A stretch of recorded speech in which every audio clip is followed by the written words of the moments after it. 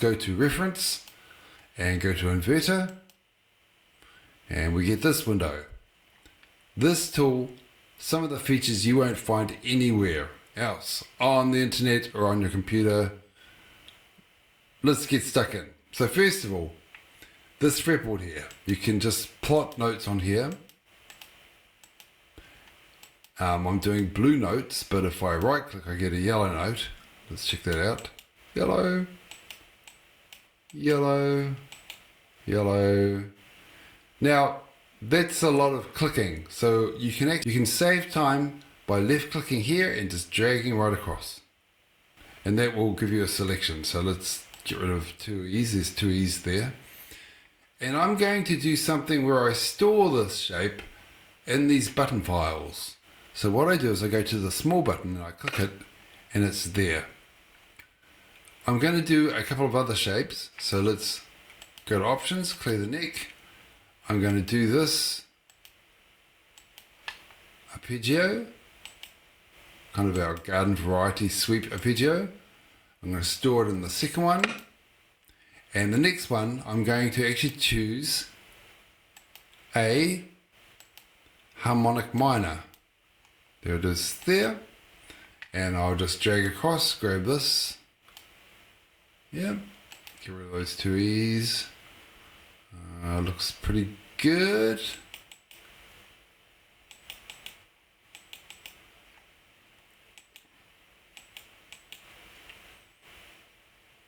And I'm just going to press space so I can hear it. Very good. And I'm going to chuck it right there.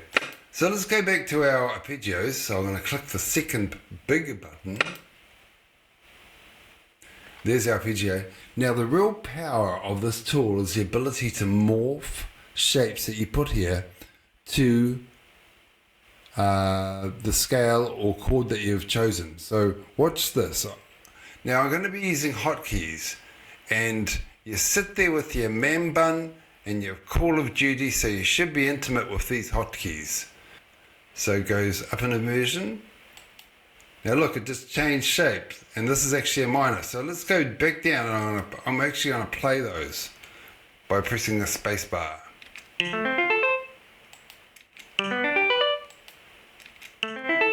Check that out. Now you can do that with scales, you can do that with any shape that you choose. Now right now I've got this chord. It's actually, in this case it's an F major chord. I can actually choose between scales. This is actually a scale, it's actually C major. I can choose chords here over in this selection, and that will give me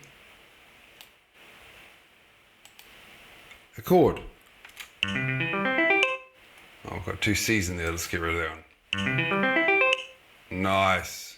Let's add a sus4. Whoop. Notice how I can't click on anything that's not yellow. So sometimes it's good to use scales. It depends really on what you want to do, but it's very, very powerful. I might have mentioned that we can change the scale on the chord. We'll just go back to scales for a second. By changing this, or we can go quick pick. Watch this. That's a full-on window, right? So if I wanted to go back to A, ooh, let's choose something delicious. We'll go C major here. Close. So now all the notes on here are in C major. Okay, so I did press spacebar as you saw before, and it played a scale run. Let's just grab this. We'll go here. Okay, so we'll get this scale. And these are a bunch of sequences. This is called the sequence list. And this is very cool because you can actually edit, make, and play sequences from this device. So if I click this one and press spacebar,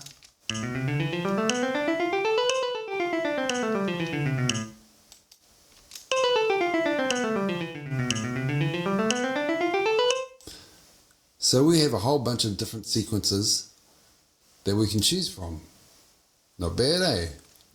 Okay, we also have some controls over here to actually control playback. So we have a metronome, And the way that you deal with this metronome is you use comma and full stop on your keyboards. And the reason I use comma and full stop is that they have a less than sign and a greater than sign on both of those keys, which look like arrows. And I use comma and full stop a lot in Guitar Sight Reader Toolbox to change values. So watch the metronome as I manipulate it. You'll see it goes up and down in sets of 10. And the things that change are this. This basically gives you a statistic of how many notes a second. So if I've been playing, say 100 beats per minute, and for each click I'm putting 8 notes in it, I get 13 notes a second. So let's hear what that sounds like. And if you can play that, get your own album. Now, how I can change that 8 notes a second, I just hover over it, it goes kind of reddy orange, and then I use my comma and full stop to change it. And so that sounds like this. And you can loop that.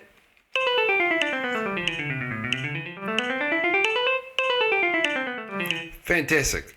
By the way, this cup of coffee, completely useless, as are these paper clips. Alright, so let's get to a new feature that was requested by some inquiring users, and that was the ability to make your own sequences. Grab this one here, going up in thirds, and I'll right click on it. I've got the options to delete or edit, so I'm going to choose edit. And look at this that popped up. It's the sequence editor. Okay, so it's loaded that shape in.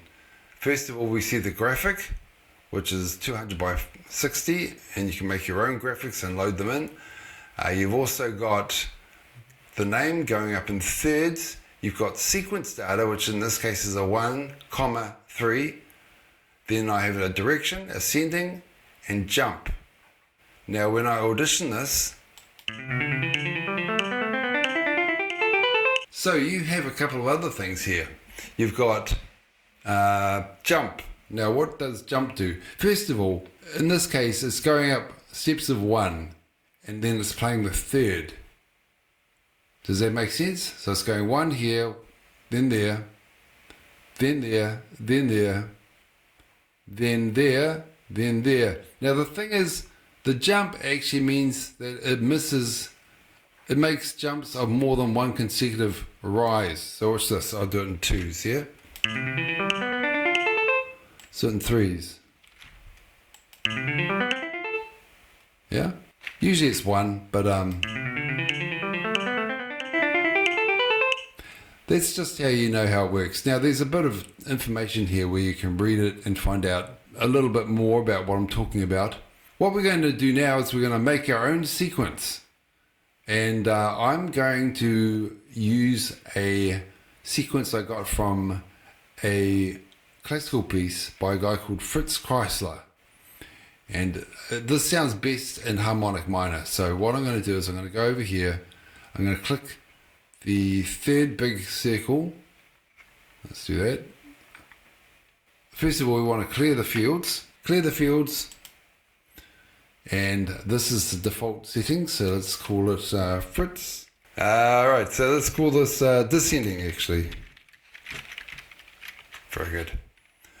And our sequence data for this actual sequence is 1, 3, 4, and 5. And I'm going to be descending, so I'm going to change it to descending. I'm going to use the jump of 1. And let's audition it.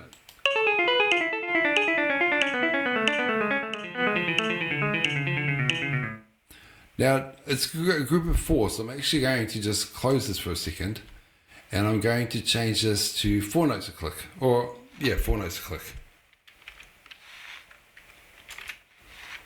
Alright, back to our sequence. Alright, let's audition that.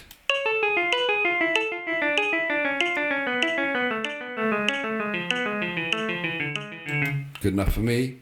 Now, the cool thing is we're going to change the graphic. Now I will do that by just clicking change, and in this folder I have some screenshots from Guitar Pro for this exact sequence. So let's click on the descending version of that and open. There we have it. There's our sequence.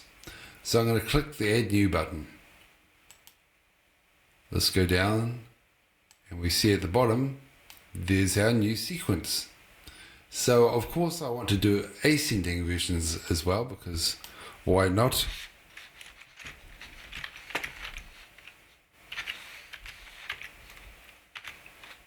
Oop, my G key's broken because I spilled coffee on it. Alright, so let's change the graphic. Change. Want the up version. There we go. And let's do a quick audition. Oh, we need to change this. Yeah, ascending. Good enough for me. Add new. So now we have down at the bottom, we have the ascending versions and descending versions. Now say if that was a hot sequence, here's one of the new features in 8.8. I can grab this one and I can drag it all the way up and let's put it on the third position here, and let's grab the other one and put it at the fourth position.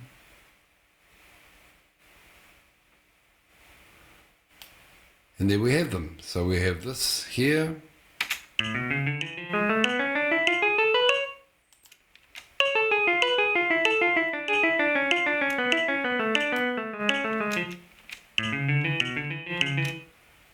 Excellent. Now I recommend before you start rummaging around in your sequence list here and starting adding and deleting, you may want to back it up.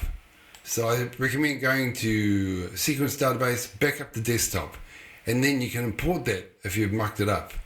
One of the other powerful things, super powerful things about this tool is that you can take any shape on the fretboard and send it to the NeckBuilder. Let's go to export graphics. So you've got a couple of selections, just a section with notes where it's selected here.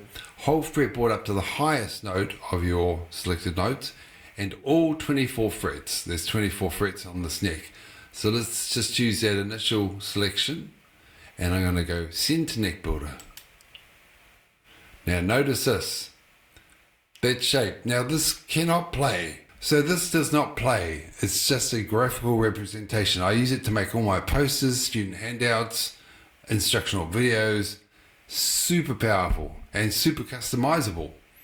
I'll do a whole video on this, but basically I've got my A harmonic minor, the same colors, the yellows and the blues are there, and I can just kind of like alter this. Let's change this to white. Nice.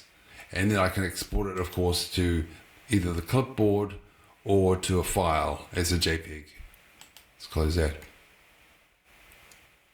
Menus. So we've got button files. These are buttons, of course. So with button files, we've got the opportunity to open, save as, clear the buttons, export button files to desktop, import button files from file, import button files from website. This is all so that if you can't read, I mean, you can read the stuff that I'm showing you. So you can actually change instruments from guitar to bass to 5-string bass and 6-string bass. This will change the global instrument. And so every tool that you open that has a fretboard will open with your global instrument. Then we have our options. We've got clear the neck, launch the metronome, and of course our sequence creator. Export graphics, we already had a look at that. Sequence database, back it up. Sounds, you've got a couple of guitar sounds that you can choose from to hear back in playback when you play the sequences. And the help file, which of course will be this, although it hasn't been added yet. Okay, so what else can we talk about? Freeform. Freeform means that you can just plot random places that you like.